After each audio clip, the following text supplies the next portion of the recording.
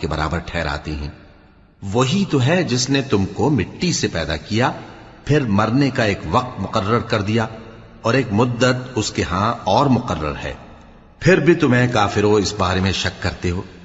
اور آسمان اور زمین میں وہی اللہ تو ہے، وہ تمہاری پوشیدہ اور ظاہر سب باتیں جانتا ہے، اور تم جو کام کرتے ہو وہ سب سے واقف ہے۔ اور اللہ کی نشانیوں میں سے کوئی نشانی ان لوگوں کے پاس نہیں آتی مگر یہ اس سے منہ پھیر لیتے ہیں۔ جب ان کے پاس حق آیا تو اس کو بھی انہوں نے جھٹلا دیا، سو ان کو ان چیزوں کا جن سے یہ ہنسی کرتے ہیں ان قریب انجام معلوم ہو جائے گا۔